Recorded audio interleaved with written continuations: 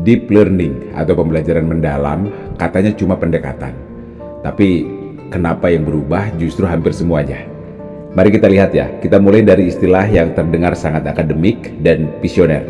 Deep learning, sebuah pendekatan pembelajaran yang katanya mendalam, mendorong pemahaman, membangun nalar kritis. Indah terdengar di seminar dan webinar. Tapi mari kita uji logikanya. Kalau ini hanya pendekatan, mengapa struktur kurikulum ikut berubah?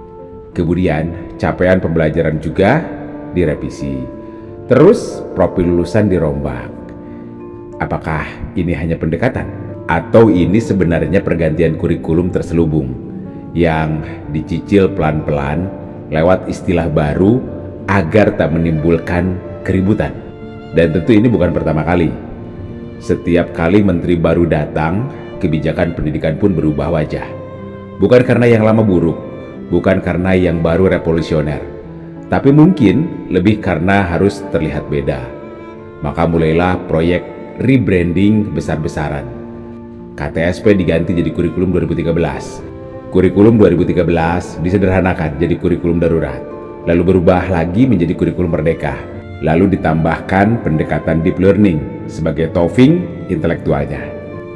Semua berubah, nama, istilah, dokumen, pelatihan, perangkat ajar, aplikasi baru, kecuali satu. Esensinya tidak berubah. Karena nyatanya, murid tetap diburu target, guru tetap dibebani administrasi, dan sistem tetap tak adil terhadap daerah terpencil dan sekolah miskin. Lalu pertanyaannya, untuk apa? Apa kontribusi nyata dari parade istilah ini terhadap kemajuan pendidikan kita? Apakah anak-anak di daerah 3T sekarang lebih merdeka belajarnya? Apakah guru honorer yang tidak terdaftar di P3K hidupnya lebih layak karena pendekatan baru?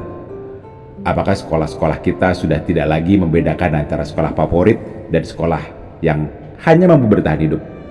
Atau semua ini hanya kosmetik kebijakan, produk ego akademik, bukan hasil kebutuhan lapangan? Masalah kita bukan hanya di kurikulum, tetapi masalah yang paling urgent adalah kualitas guru yang tidak didampingi secara serius, keteladanan yang hilang dari para pemimpin hingga tokoh lokal, sistem merit yang mati suri. Ya bisa dikatakan yang dekat yang dapat. Kompetensi ya minggir dulu lah, yang penting dekat dulu. Jika semua perubahan ini hanya soal tampil beda, tiap kali jabatan berganti, maka pendidikan bukan lagi sarana mencerdaskan kehidupan bangsa, tapi panggung gaya-gayaan yang menjadikan anak-anak kita sebagai penonton tetap. Kalau cuma ganti istilah, tapi esensinya tetap, buat apa?